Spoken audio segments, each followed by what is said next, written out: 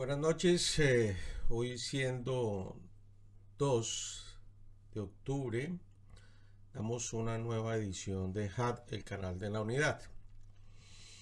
Eh, un tema bastante importante, no voy a decir muchas palabras, solo quiero hacer una referencia que en el siglo primero, antes de la primera venida de Mashiach, habían unas personas que estaban muy pendientes de la escritura para validar lo que decía el Tanaj, los profetas, la ley, sobre lo que iban, cómo podían identificar a este Mesías verdadero. ¿Sí? Es así como inclusive los mal llamados reyes magos, que sencillamente habían sido israelitas que habían quedado después de cautivos del exilio babilónico y que ocuparon cargos dentro de las cortes de Babilonia, habían seguido con cuidado las profecías de Daniel, referentes a la llegada de Mesías. Muchos pudieron identificarlo, muchos otros no pudieron identificarlo y quedaron por fuera, hasta el día de hoy siguen por fuera. Lo más terrible de este tema es que a puertas de la segunda venida, segunda llegada de Mesías, él vuelve y lo repite. Mateo 24, cuidado que van a venir muchos en mi nombre. ¿Sí? Y estos muchos en mi nombre, ¿sí? Hay que ponerle mucha atención porque se ha diseñado, no es el falso Cristo que vemos vestido de blanco, ese es fácil de reconocer, o una falsa profeta en una iglesia del 666, ¿sí? Que dice que ella es Cristo y de Melquisedec, hecho mujer. Quizás esa también sea fácil de reconocer para algunos. El gravísimo problema, ¿sí?, es para otros que sencillamente se contentaron con la salvación y comenzaron a seguir un perfil eh, diferente del que narran las escrituras, que deben validar al verdadero Mesías. Son tan sutiles las diferencias que si no se estudian, ¿sí?, van a correr el riesgo de seguir un engaño. Por esta razón, este video espero que sirva de edificación y de alarma para todas las personas que están siguiendo al Mesías llamado Jesús o Jesucristo, ¿sí? Lo conocemos como Jesús o Jesucristo, ¿sí?, desde hace 2000 años. Pero como él lo advirtió, nos toca revisar desde el nombre y lo que va a validar, ¿sí?, su verdadero perfil. Porque al parecer tenemos varios perfiles de Mesías y dentro de esos son utilizados por políticos, son utilizados por religiosos, son utilizados por los famosos. Eso hace que sea mucho más atractivo. Entonces, no siendo más por el día de hoy, que Yahweh los bendiga y que realmente nos dé discernimiento, mucho discernimiento, sobre todo su Ruach que nos guíe a toda verdad, como dijo Mesías. Mis ovejas oyen mi voz y me siguen, y es para mí realmente un deseo que todos aquellos que puedan ver este video se cuestionen del verdadero Mesías que están siguiendo, de lo que nos han enseñado y lo revisemos a la luz de las escrituras. ¿Sí? No siendo más, nos vemos en una próxima edición de HAT, el canal de la unidad. Buenas noches.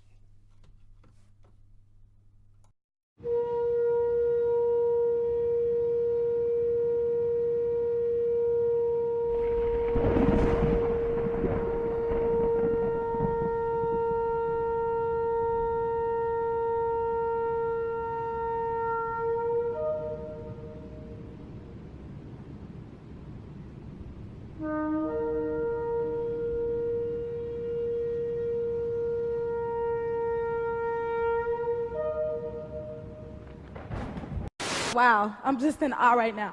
But I first would like to thank God. First of all, we'd like to thank God. First of all, I'd like to thank God. I would like to thank God because she makes everything possible. I just want to thank God. I'd just like to thank God. I'd like to thank God. I'd like to thank God. I'd like to thank God. We want to thank God. And we would also love to thank God. And what else is there to say? Oh, of course, thank God. God is good. I am very grateful to Him. I don't know what's going on, but thank you, Jesus and I God. want to say thank you so much, not only to God, but to Jesus. Because, you know, I wouldn't be here without Him. He's really blessed me. He's put me in this position, so I want to say thank you so much. I thank God for my family, my wonderful husband. Number 6, God is real. God loves you. God wants the best for you. Believe that. I do. And finally, I want to thank my mom and my dad. I want to thank my wife, Keisha, my children, my ancestors who continue to guide my steps, and God who believes in us all, and who's given me this moment in this lifetime that I will hopefully carry to the end of my lifetime into the next lifetime. Thank you. First off, I want to thank God because that's who I look up to. He's graced my life with opportunities that I know are not of my hand or any other human hand. He has shown me that it's a scientific fact that gratitude reciprocates. In the words of the late Charlie Lawton, who said, when you got God, you got a friend, and that friend is you. Thank you. First, I must thank God. I must thank the Lord. Y'all already know. You know, I always got to start off by thanking God because without Him, I would not be standing before y'all. I ain't here to change nobody, but I know the God that I serve have gotten me this far. We bumped into God also, and He said, don't forget to thank me when you get up there. Exactly. So, thank you, God. Do you think that all these people that are speaking of God or Jesus are talking about the same God you are worshiping? There is a topic that the Father is building me up to address. But before He gives me all the words to say, He has guided me to bring understanding of another issue that is amongst the main issue that I need to address. Today, many people call on God. They call on Jesus. You hear His name in many different ways, and it is understandable that for many that don't have full understanding, how there can be confusion. You can often think that because they are saying the name Jesus, that they are talking about our true Messiah. You can think that because they are talking about God and thanking Him, they are thanking the God of Israel, the Father of all creation. You can think that because they are singing gospel music, they are praising our God. I have been repeating the same message on many of my videos recently, that Yahweh is not the author of confusion. He is actually very clear with what He wants us to know and what He does not want us to know or worry about. Satan is the author of confusion, and this is how he has been spreading his false light to the world, through confusion. He's not going around telling everyone that they are going to be worshiping him. That wouldn't work for the majority. That's why there have been secret societies. It's because it's a highly unpopular thing to just broadcast to the world publicly that you worship Satan. Over the past centuries, those groups that would have publicly said that would have been publicly condemned. That's why they go underground and work in the shadows. But I digress.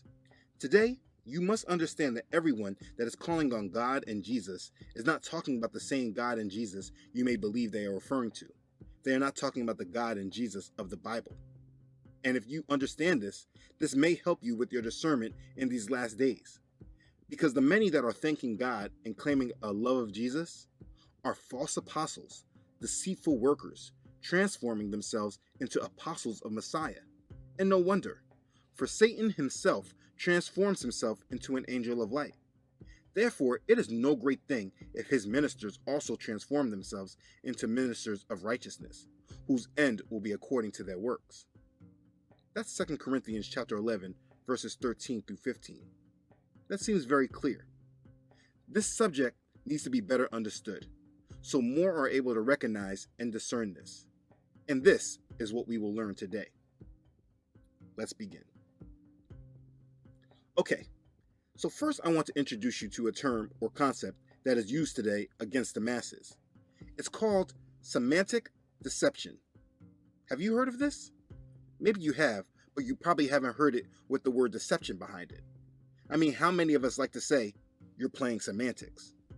Semantic deception is a way of redefining terms to get agreement without the true understanding. This is used with a great deal of things in our society and culture. To explain this very simply, this is like using a word that everyone else knows is defined as one thing, but in fact, they have replaced the definition with something else and introducing you to the new definition while you believe that they are speaking about the old. Maybe that's confusing. Let me give you an example. Do you know what he is? He is an African American. He was born in Africa and migrated to the United States, and now an American. When they ask him his nationality, he checks off African American because this is in fact true, though the majority of us would not initially look at him as so. What we know and identify as an African American is this. Today, African American is used as a classification of a race of people based by their color, because the powers that be simply want us to look at black people in the United States as just descendants of Africa. But Africa is a continent with many different countries and cultures, just like North America is. If you categorize someone as a North American, that doesn't give you a great understanding of that person, because a Canadian can be quite different than a Mexican. That's because they are different nations or countries. You can't classify a race of people by a continent, and that's what the semantic deception does when using African American. It changes the meaning of a word so that it may sound like we are talking about the same thing because we are using the same word or term, but we're talking about something different. It makes those that are deceived not really understand that they are looking and seeing something different than what they think they are looking at, because they're using the same word. Does that make sense? I know it could be very confusing. That's what he likes to do. He's the author of confusion. But I had to try to explain that to you because this is a tool that Satan is using against the majority. He does it with many things, but in this instance, he's introduced a different version of God and Jesus while using the same names, so that the majority never truly understands what they are being presented is different than what they originally believed. Let's go deeper to understand it better. It's like when people are thanking God. I must thank God. I must thank the Lord. Y'all already know. In the Bible, God is written with a big G or a little g. The big G obviously represents Yahweh, the God of Israel, and the little g is often in reference to Satan.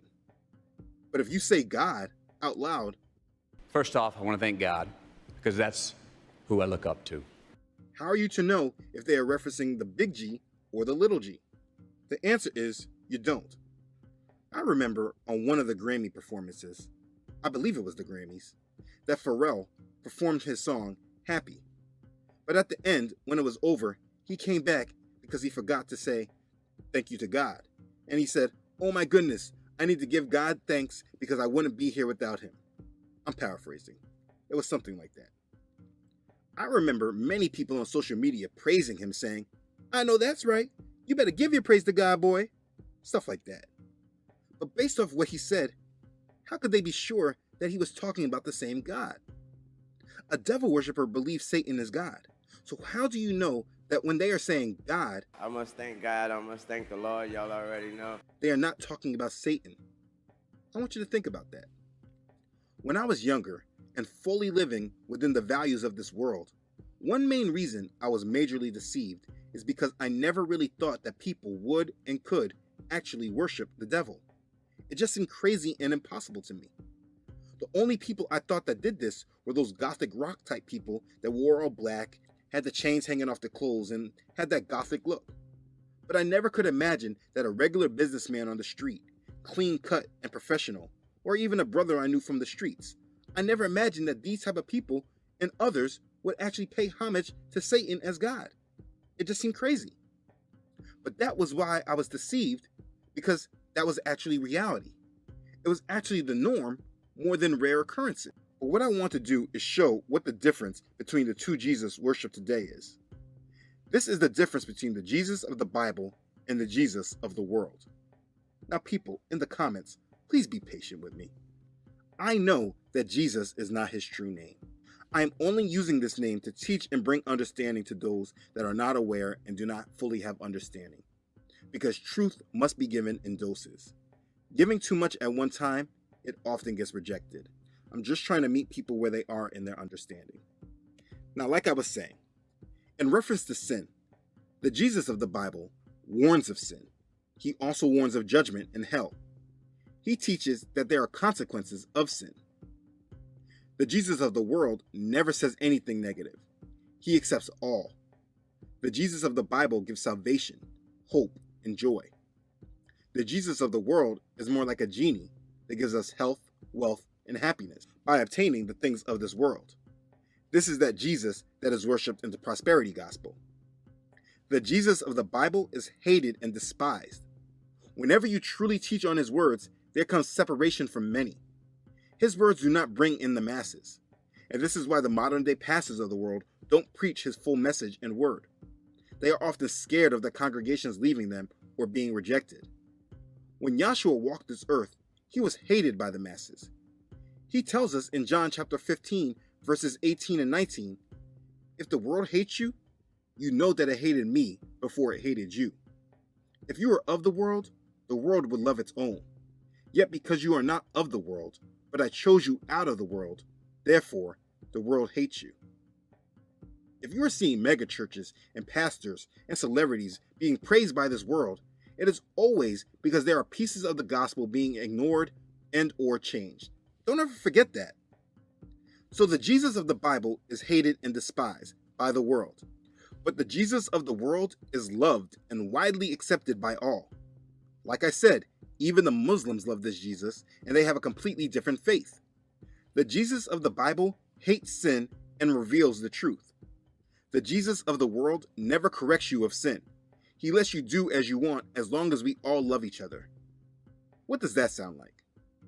Do you remember the doctrine of Satanism? Yeah, that's right. Do as thou wilt. Do what you want. That's not a coincidence. The Jesus of the Bible commands with authority. The Jesus of the world kindly suggests things.